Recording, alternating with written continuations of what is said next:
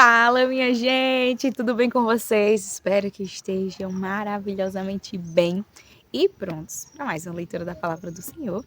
Hoje leremos o capítulo de número 4 de Josué, onde a gente vai estar vendo os acontecimentos após a passagem do povo de Israel do Rio Jordão. E leremos também o capítulo 129, 130 e 131 de Salmos, que são cânticos de romagem. Logo em seguida estaremos lendo o capítulo 64 de Isaías, a continuação de uma oração. E finalizaremos com a leitura do capítulo 12 de Mateus. Exato. E a gente vai ver ali vários milagres feitos do Senhor e ensinamentos, né? Como temos visto ao longo desses dias.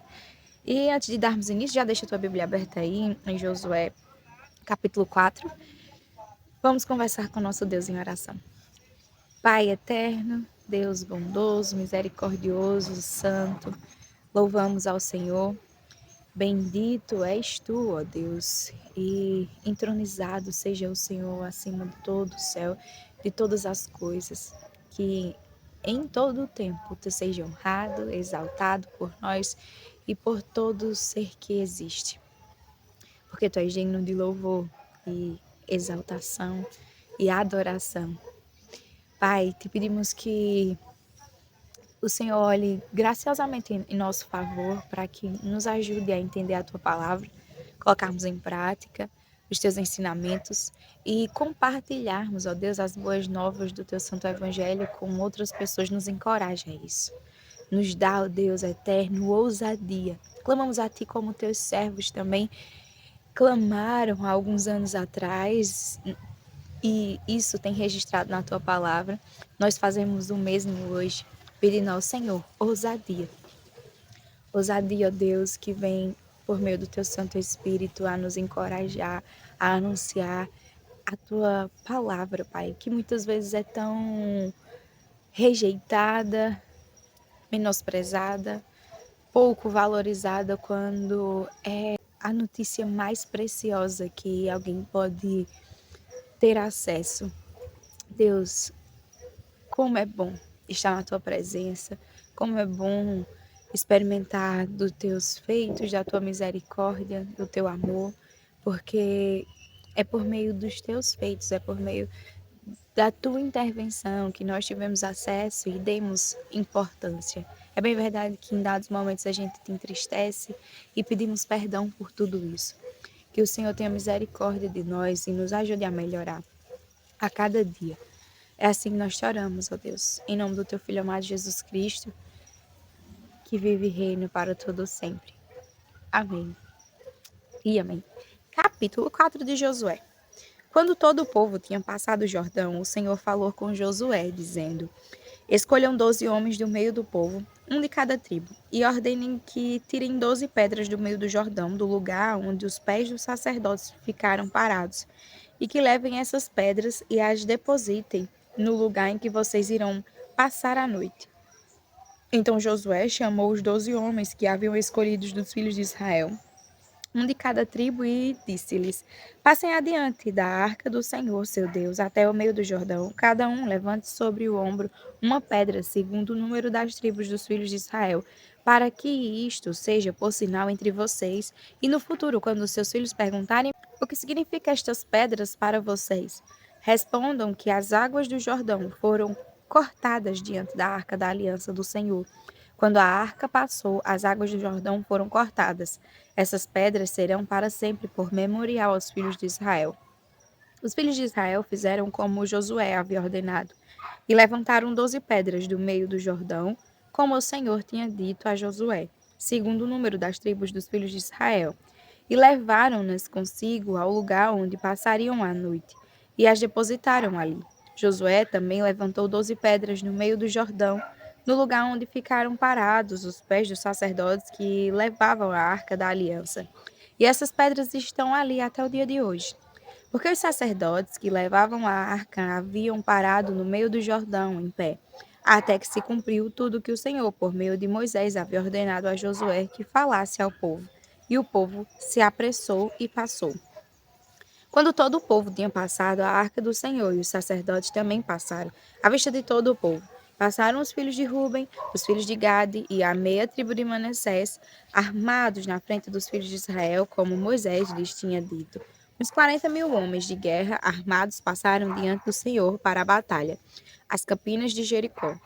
Naquele dia, o Senhor engrandeceu Josué na presença de todo Israel, e respeitaram-no todos os dias da sua vida, como haviam respeitado Moisés. O Senhor disse a Josué: Ordena aos sacerdotes que estão levando a arca do testemunho que saiam do Jordão. Então Josué ordenou aos sacerdotes, dizendo: Saiam do Jordão. Quando os sacerdotes que levavam a arca da aliança do Senhor saíram do meio do Jordão e as plantas dos seus pés se puseram na terra seca, as águas do Jordão voltaram ao seu lugar e corriam como antes, sobre todas as suas ribanceiras. O povo subiu do Jordão no dia 10 do primeiro mês e acamparam em Gilgal, do lado leste de Jericó. E foi em Gilgal que Josué levantou as 12 pedras que haviam tirado do Jordão. E Josué disse aos filhos de Israel: Quando no futuro os filhos perguntarem a seus pais o que significam estas pedras, expliquem aos filhos de vocês, dizendo: Israel passou em seco este Jordão, porque o Senhor, o seu Deus, fez secar as águas do Jordão diante de vocês, até que vocês tivessem passado, como o Senhor, o seu Deus, fez com o mar vermelho, que ele secou diante de nós até que tivéssemos passado, para que todos os povos da terra saibam que a mão do Senhor é forte, a fim de que vocês temam o Senhor seu Deus todos os dias. Capítulo 129 do livro de Salmos, que dirá: Muitas vezes me angustiaram desde a minha mocidade. Israel que o diga. Muitas vezes me angustiaram desde a minha mocidade, mas não prevaleceram contra mim. Os lavradores passaram o arado nas minhas costas e abriram longos sulcos, mas o Senhor é justo, cortou as cordas dos ímpios. Sejam envergonhados e repelidos todos os que odeiam Sião. Sejam como a erva dos telhados que seca antes de florescer, que não enche a mão do ceifeiro, nem os braços daquele que ata os feixes. E também os que passam não digam: a bênção do Senhor seja com você. Nós o abençoamos em nome do Senhor. Capítulo 130. Das profundezas clamo a ti, Senhor. Escuta, Senhor, a minha voz. Estejam alertas os teus ouvidos às minhas súplicas. Se tu, Senhor, observares iniquidades, quem, Senhor, poderá escapar? Mas contigo está o perdão para que sejas temido. Aguardo, Senhor, a minha alma o aguarda. Eu espero na sua palavra, a minha alma anseia pelo Senhor, mais do que os guardas anseiam pelo romper da manhã. Mais do que os guardas pelo romper da manhã. Espere Israel no Senhor, pois no Senhor há misericórdia. Nele temos ampla redenção. É ele quem redime Israel de todas as suas iniquidades. Capítulo 131 de Salmos. Senhor, não é orgulhoso o meu coração, nem arrogante o meu olhar. Não ando à procura de coisas grandes, nem coisas maravilhosas demais para mim. Pelo contrário, fiz calar e sossegar a minha alma, como a criança desmamada se aquieta nos braços de sua mãe. Assim é a minha alma dentro de mim. Espere, ó Israel, no Senhor, desde agora e para sempre.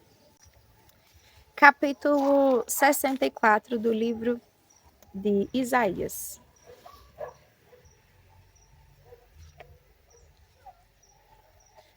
Ah, se fendesses os céus e descesses, se os montes tremessem na tua presença, como quando o fogo acende os gravetos, como quando faz ferver a água, para fazeres notório o teu nome aos teus adversários, e para que as nações tremam diante de ti.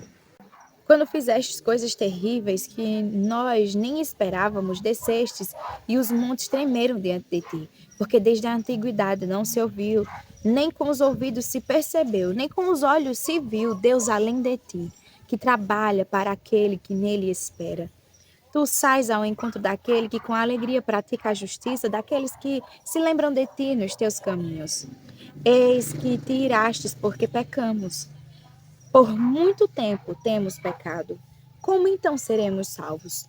Todos nós somos como o imundo, e todas as nossas justiças são como trapo de imundícia. Todos nós murchamos como uma folha e as nossas iniquidades nos arrastam como um vento. Não há ninguém que invoque o teu nome que se disponha a apegar-se a ti, porque escondes de nós o teu rosto e nos consomes por causa das nossas iniquidades. Mas agora, Senhor, tu és o nosso Pai.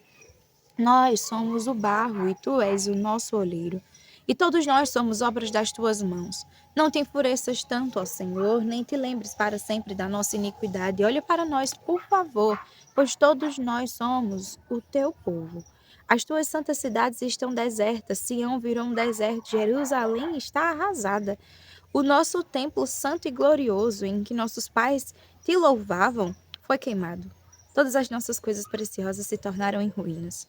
Diante de tais calamidades, como podes te conter, ó Senhor? Ficarias calado e nos afligiria ainda mais?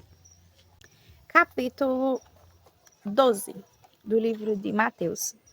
Por aquele tempo, num sábado, Jesus passou pelas searas. Estando seus discípulos com fome, começaram a colher espigas e a comer. Os fariseus, vendo isso, disseram a Jesus: Olhe, os seus discípulos estão fazendo o que não é lícito fazer num sábado. Mas Jesus lhes disse: Vocês não leram o que Davi fez quando ele e os seus companheiros tiveram fome? Como entrou na casa de Deus e comer os pães da propiciação, os quais não era lícito comer, nem a ele, nem aos que estavam com ele, mas exclusivamente aos sacerdotes? Ou vocês não leram na lei que aos sábados os sacerdotes no templo profanaram o sábado e ficam sem culpa? Pois eu lhes digo que aqui está quem é maior do que o templo. Mas se vocês soubessem o que significa, quero misericórdia e não sacrifício, não teriam condenado inocentes, porque o Filho do Homem é Senhor do sábado. Tendo Jesus saído dali, entrou na sinagoga deles.